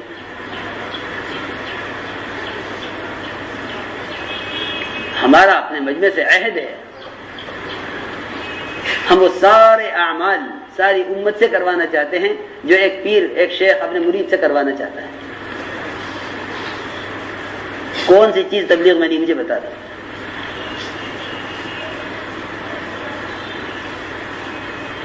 میں سچ کہتا ہوں کہ جب خود کام کر کے لے کے چلنے والے ساتھیوں میں اس بات میں شک ہوگا نا تو یہ بیچارے یوں کہیں گے کہ بھئی ٹھیک ہے تبلیغ کا کام تو کرو، باقی اصلاح کے لیے کسی سے تعلق قائم کرو. ہم تو اس کام کو خود مصلح یقین کر کے چلتے ہیں. ورنہ ایک آدمی آ کے یہ کہے گا کہ جی میں کیا کروں، میرے شیخ یوں کہہ رہے ہیں کہ نہیں چلے لگانا ضروری نہیں ہے، تم یہ کر لو. لوگوں کا خیال یہ ہے کہ نکاح خطبہ نکاح کو کہتے ہیں، حالانکہ نکاح اصل شادی کو کہتے ہیں، اصل شادی کو نکاح کہتے ہیں، میاں بیوی کی ملاقات کو نکاح کہتے ہیں۔ دو شرمگاہوں کا ملنے کو مولانا صاحب عجیب بات فرماتے تھے، امت کو مخلوق کو خالق سے جوڑنے پر مال خرچ نہیں کرتے، دو شرمگاہوں کے جوڑنے پر مال خرچ کرتے ہیں۔ مخلوق کو خالق سے جوڑنے پر مال خرچ نہیں کرتے، بلکہ دو شرمگاہوں کے ملنے پر مال خرچ کرتے ہیں۔ دیکھو تو صحیح، حالانکہ نکاح کا خلاصہ تو یہی ہے نا، یہ خون سے مشتق ہے۔ دو شرمگاہوں کے ملنے کو نکاح کہتے ہیں، اس پر لوگ مال خرچ کرتے ہیں، حالانکہ یہ کتنا گھٹیا کام تھا اور یہ کتنا اچھا کام تھا کہ اللہ کے بندوں کو اللہ سے جوڑنے کے لیے سارے عالم میں پھرتے اسے مال خرچ کرتے ہیں۔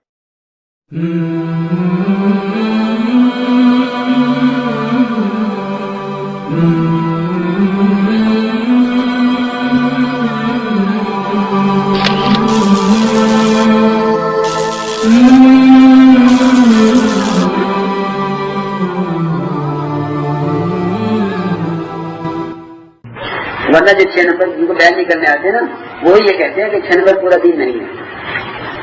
میرے نزدیک ان سے زیادہ بیوقوف کوئی نہیں ہے جو یہ کہے کہ 6 نمبر پورا دین نہیں۔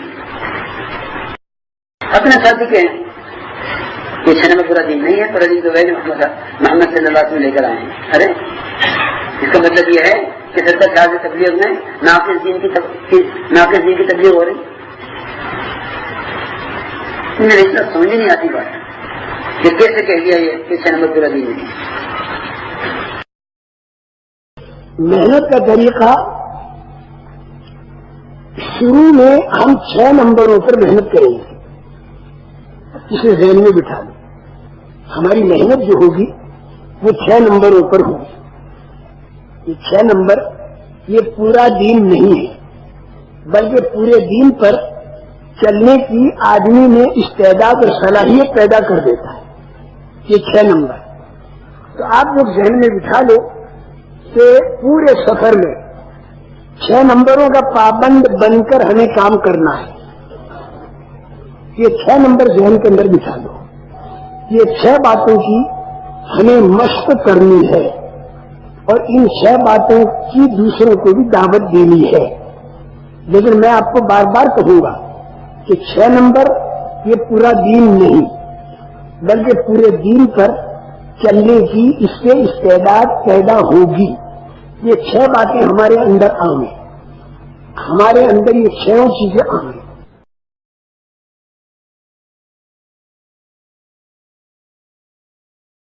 ہو نہیں سکتی۔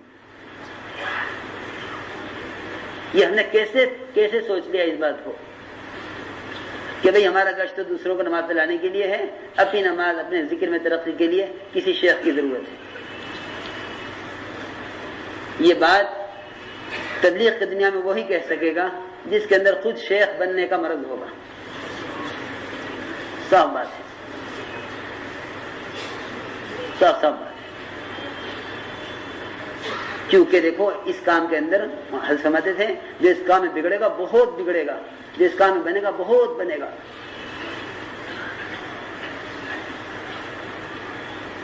وہ تو یہ چاہے گا کہ کوئی میرا بڑا میرا شیخ ہو اور میرے چھوٹے میرے مرید ہوں،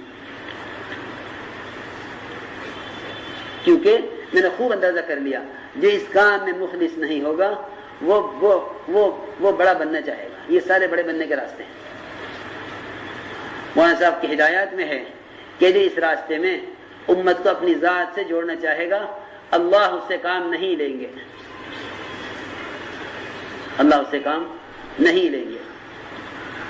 اور میں سچ کہتا ہوں کہ شیطان کا دھوکہ ہے کہ تم لوگوں کو اپنی ذات سے جوڑو ان کی اصلاح کے لیے، یہ شیطان کا دھوکہ ہے، وہ تمہیں کام سے کاٹنا چاہتا ہے۔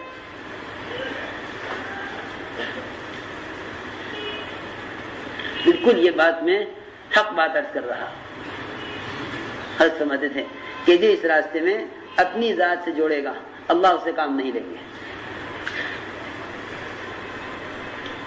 ہم تو براہ راست ہر ایمان والے کو اللہ کی ذات سے جوڑنا چاہتے ہیں۔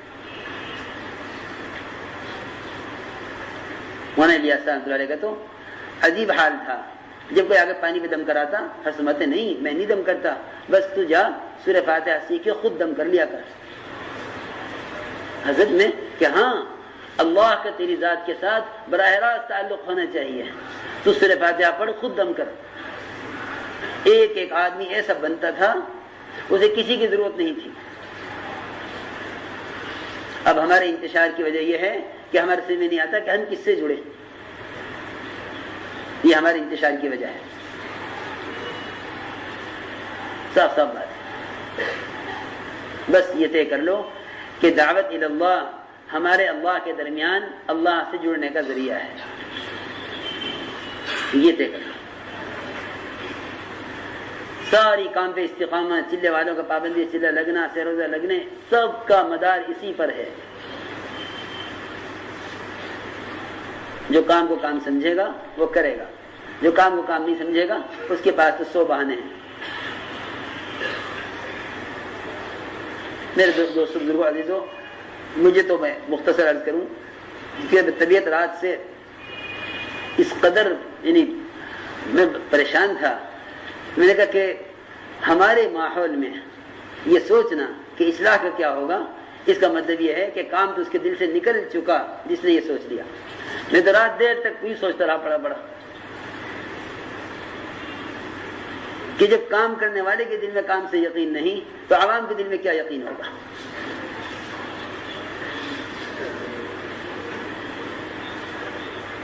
میں بار بار حیات الصحابہ مراکز میں اور انفرادی مطالعے میں اس لیے بار بار عرض کر رہا کہ مجھے اپنے ساتھیوں کے اندر اب دعوت کمزور نظر آ رہی ہے، بلکہ ختم ہوتی نظر آ رہی بعض میں. تو یہ کیا دعوت یعنی میں نے اپنے کانوں سے کہتے سنا ساتھیوں کو کہ بھئی بہت سی دین کی محنتیں ہو رہی ہیں، یہ بھی ایک دن کی محنت ہے. ارے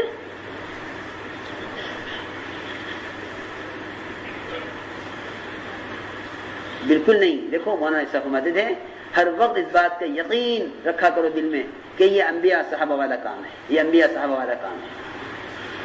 ہمیں ان کی سی نقل و حرکت درکار ہے. تب یعنی کم سے کم کام کرنے والوں کے اندر استقامت آئے گی. اور دیکھو بھائی اپنی ذات سے جوڑنے کا جذبہ بالکل نہیں ہونا چاہیے. یہ تو تکبر ہے، تکبر کہ بھئی تبلیغ سے مجھے کچھ ملا نہیں، اب میں تبلیغ میں اپنے کو ساتھیوں کا بڑا بنا کر چلوں.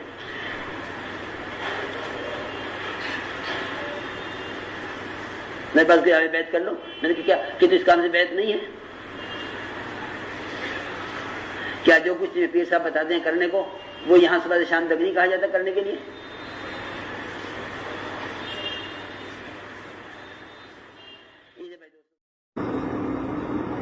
سب سے بڑا اختلاف یہ ہے کہ آدمی کسی مسئلے کے حل کے لیے الگ جمع ہو. یہ اختلاف ہے سب سے بڑا کہ ہم تو حل کے لیے جمع ہوئے کہ نہیں. حل کے لیے اختلاف نہیں ہے، حل کے لیے تو اتفاق ہے. اجتماعی جس کو کہتے ہیں کہ مجتمع ہو کر سوچو. کیا ہو کر؟ مجتمع ہو کر سوچو. جی ہاں، الگ بیٹھ کر سوچنا کہ الگ بیٹھ کر سوچنا تو اور اختلاف پیدا کرے گا اور دوری پیدا کرے گا. کہ الگ بیٹھ کے سوچیں گے مجھے تو بہت خلق ہے کہ نظام الدین کے علاوہ عملہ دنیا میں بھی کہیں جڑے کہ نہ. اختلاف ہے، یہ بہت بڑا اختلاف ہے، بہت بڑا اختلاف ہے. یہ بس یاد رکھو ہمارے جڑنے کی تو ایک ہی جگہ ہے. اور مولانا صاحب فرماتے تھے اگر ہر 2 مہینے پر یہاں نہیں آؤ گے تو اپنا اپنا کرو گے، اپنا اپنا کہو گے.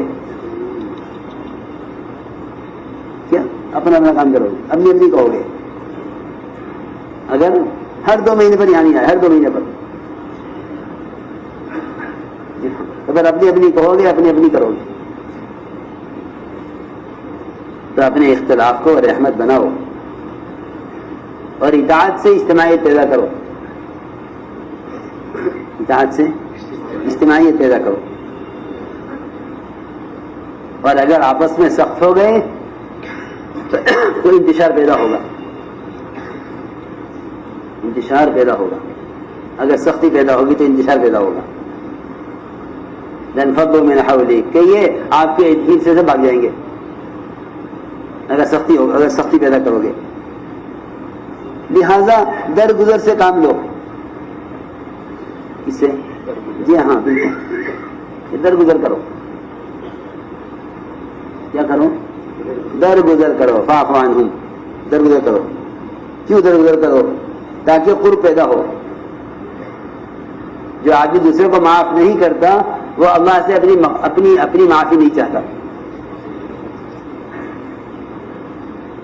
جو لوگوں کو معاف نہیں کرتا وہ اللہ سے اپنی معافی نہیں چاہتا. جی ہاں، وہ تو شیطان ہی ہو سکتا ہے جو اللہ سے معافی نہ چاہے. سنو، جو آدمی لوگوں سے درگزر نہیں کرتا وہ اللہ سے معافی اپنے لیے نہیں چاہتا. جی ہاں، فاعفوا واصلحوا الا تحبون ان يغفر الله لكم. جی ہاں، یہ فرمایا الا تحبون، کیا تم نہیں چاہتے کہ اللہ تمہیں معاف کر دے؟ فاعفوا واصلحوا، کہ معاف کر دو، درگزر کر دو. کیوں کہ مخلوق کو معاف کرنے میں تمہارے لیے خالق کے یہاں سے مغفرت ہے. تمہارے مخلوق کو معاف کرنے میں خالق کے یہاں سے تمہارے لیے مغفرت ہے. اور اگر تم یہ نہیں کرتے تو کیا تم مغفرت نہیں چاہتے اپنی؟ کیا تم نہیں چاہتے کہ اللہ تمہیں معاف کر دے؟ کیا تم نہیں چاہتے کہ اللہ تمہیں معاف کر دے؟ تو اس لیے اس کا حکم ہے کہ نبی جی آپ درگزر کر دیں.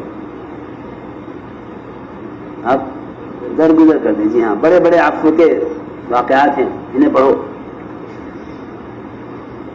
ورنہ طبیعتوں میں سختی پیدا ہو جائے گی. اور یہ درگزر کا عادی نہیں بنے گا، وہ منتقم بن جائے گا. کیا بن جائے گا؟ منتقم. جی ہاں، کہ بدلہ لیں گے. انتقام، یہ انتقام کا جذبہ پیدا اس سے ہوتا ہے کہ آدمی اگر معاف نہیں کرے گا تو انتقام لے گا. کہ انتقام سے بچنے کا ذریعہ ہے یہ کہ معاف کر دو. کیا کر دو؟ معاف کر دو. جی ہاں، ورنہ یوسف علیہ السلام کو پورا موقع تھا انتقام لینے کا. انتقام کا پورا موقع تھا. اور آپ کو انتقام کا پورا موقع تھا فتح مکہ کے موقع پر. لیکن آپ نے فرمایا کہ میں دعا کروں گا جو میرے بھائی یوسف نے کیا. لا تثریب علیکم اليوم، کہ تم پر کوئی الزام نہیں ہے. یغفر اللہ لکم وهو ارحم الراحمین، کہ اللہ بھی تمہیں معاف کرے. دونوں طرف سے معافی. لا تثریب علیکم اليوم، یہ تو اپنی طرف سے معافی ہے، اور اللہ کی طرف سے معافی کہ اللہ بھی تمہاری اس فعل سے راضی نہیں تھے تو ہم تمہارے لیے اللہ سے بھی استغفار کرتے ہیں. جی ہاں، باپ نے کہا بیٹوں سے سوف استغفر لکم ربی، کہ میں بھی تمہارے لیے جمعہ کی رات کا انتظار کر رہا ہوں. یہ کہا یعقوب علیہ السلام نے کہ میں تمہارے لیے جمعہ کی رات کا انتظار کر رہا ہوں کہ جمعہ کی رات میں تمہارے لیے دعائیں مغفرت کروں گا. یہ جمعہ کی رات میں تمہارے لیے دعائیں مغفرت کروں گا. یہ جمعہ کی رات کا انتظار کر رہا ہوں کہ جمعہ کی رات آ جائے تو میں تمہارے لیے اللہ سے استغفار کروں گا. جو تکلیف تم سے مجھے پہنچی ہے، جو یوسف کو پہنچی ہے، کہ یوسف کو تکلیف جو پہنچی ہے وہ، اور جو مجھے تکلیف پہنچی ہے وہ، میں تمہارے لیے اللہ سے استغفار کروں گا. میں انتظار کر رہا ہوں جمعہ کی رات کا. یہ مزاج بنایا کہ آپ درگزر کر دیجیے. جی ہاں، ورنہ صحابہ سے بھی غلطیاں ہوئی ہیں. صحابہ سے غلطیاں ہوئی ہیں. جی ہاں، صحابہ سے بھی غلطیاں ہوئی ہیں. لیکن ان غلطیوں پر کیا ہوا؟ وہ کارروائی کیا ہوئی؟ وہ کارروائی دیکھنے کی چیز ہے کہ غلطی پر کارروائی کیا ہوئی. ہاں، کہ غلطی پر کارروائی کہیں نہیں ملے گا کہ ان کو نکال دو، ان کو نکال دو، ان کا بائیکاٹ کر دو. یہ نہیں، یہ کہیں نہیں ملے گا سیرت میں کہ غلطی کرنے والوں کی قربانیاں تلاش کی گئی ہیں. کہ ان کی پچھلی قربانیاں دیکھو. وہ شخص انتہائی ناقدرہ ہے جو کسی ساتھی کی غلطی کی وجہ سے اس کی ناقدری کرے یا اس کو نکال دے، وہ سب سے بڑا ناقدرہ ہے. وہ سب سے بڑا ناقدرہ کہ ان کو نکال لو، انہوں نے ہمارے ساتھ یہ کیا ہے. یہ ایسا نہیں ہے، یہ کوئی کمپنی نہیں ہے جس میں کسی کا تقرر ہو، کسی کا اخراج ہو. یا نہیں، یہ تو ایک محنت ہے کھلی ہوئی. اس طرح مسجد کھلی ہوئی ہے نماز کے لیے، عبادت کے لیے، ذکر تلاوت کے لیے، اعمال دعوت کے لیے، کہ اس طرح یہ کام کھلا ہوا ہے. اس میں مناسب ہے ہی نہیں کہ اس میں تقرری ہو، کسی کے منصب نہیں ہے اس میں کوئی منصب نہیں ہے. یہ صدر ہو، وزیر ہو، یہ ہو یا نہیں، کہ یہ اس میں کسی کا تقرر ہے ہی نہیں، کیونکہ کوئی تنظیم نہیں ہے. یہ کھلا ہوا کام ہے. جیسے مسجد کھلی ہوئی ہے نماز کے لیے، جیسے ذکر تلاوت کے لیے، اس طرح کام کھلا ہوا ہے. جی ہاں، عمل آئے گا، جائے گا، کام کرے گا، کھلا ہوا راستہ ہے سب کے لیے. سمجھ آ رہی نا بات؟ ہاں، اس لیے یہ بھی نہیں ہے کہ یہ چند افراد متعین ہیں. یہ نہیں، افراد کا تعین نہیں ہمارے یہاں، افراد کا تعین ہمارے یہاں نہیں ہوتا. جی ہاں، ہمیں تو 5 انگلیوں کی طرح چھوٹے کی بھی ضرورت ہے، بڑے کی بھی ضرورت ہے، پرانے کی بھی ضرورت ہے، نئے کی بھی ضرورت ہے. کوئی کمیٹی نہیں بنے گی نا، ہم نے بنائی ہے. جی ہاں، کمیٹی کیا ہوتی ہے کہ کمیٹیاں ہوتی ہیں تنظیمی لائن کی، اسکول کی کمیٹی، کالج کی کمیٹی، مسجد کی کمیٹی. جی ہاں، کمیٹیاں ہوتی ہیں جو دیکھتے ہیں انتظامی امور.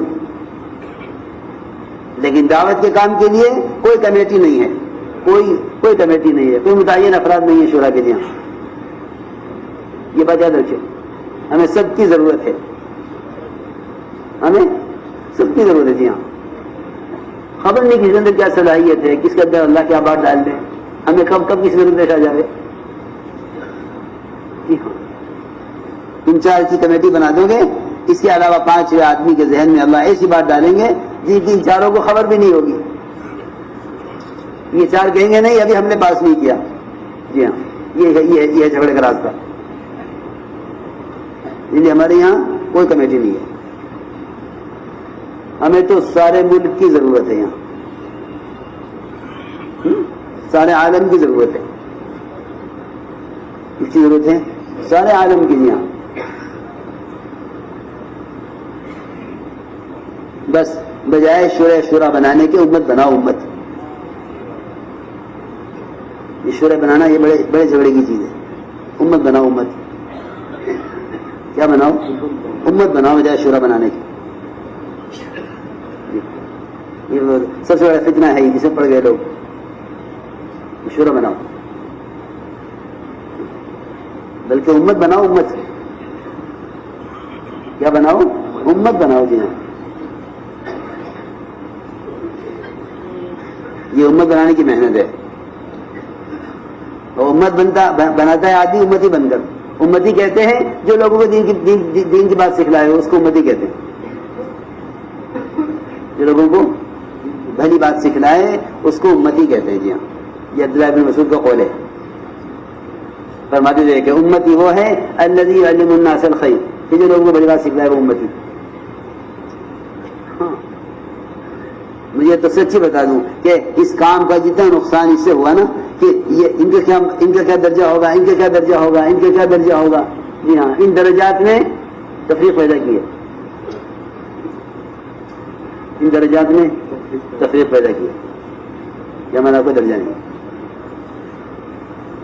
کوئی امتیاز نہیں کسی کا، کسی کا کوئی امتیاز نہیں ہے. امتیازی شان ہمارا نہیں ہوتی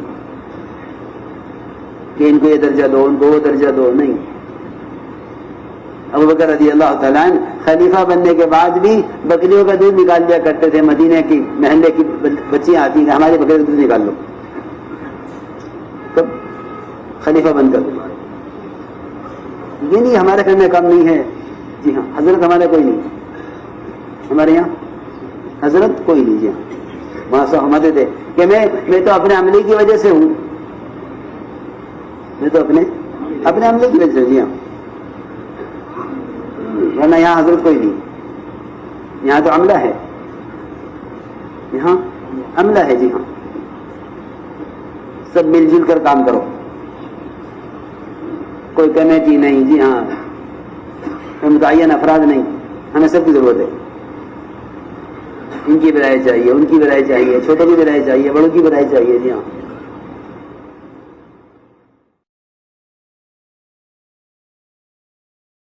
ہمارے دلوں میں وہ گنجائش ساتھیوں کے لیے نہیں ہے جو صحابہ کے اور آپ صلی اللہ علیہ وسلم کے دلوں میں کافروں کے لیے تھی. یہ میں آپ کو حقیقت بتا رہا ہوں، سمجھ میں آوے یا نہ آوے، یہ میں آپ کو حقیقت بتلا رہا ہوں. جو وسعتیں آپ کے دل میں کافروں کے لیے تھی وہ ہمارے لیے ساتھیوں کے لیے بھی نہیں ہے. ہمارے پاس تنگ دلی سے فرقے بنتے ہیں، امت نہیں. تم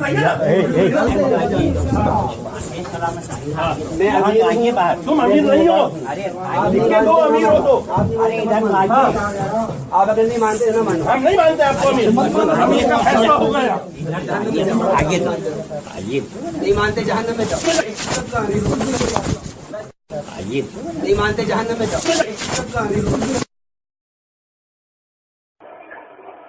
میں انتہائی جاہل ہے وہ شخص جو یہ یہاں کوئی بڑا نہیں ہے، یہاں کوئی بڑا نہیں ہے، یہاں کوئی امیر نہیں ہے. غلط بات، بالکل غلط بات.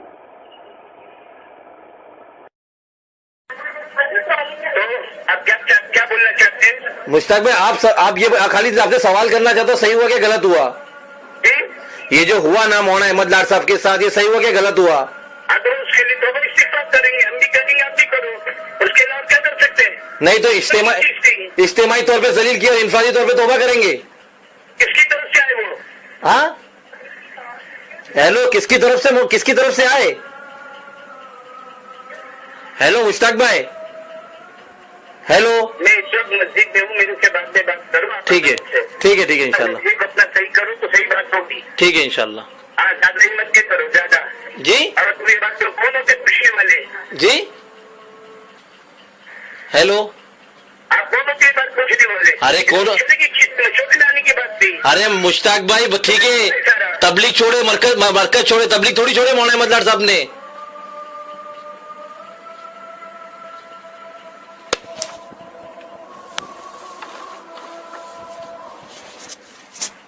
صحیح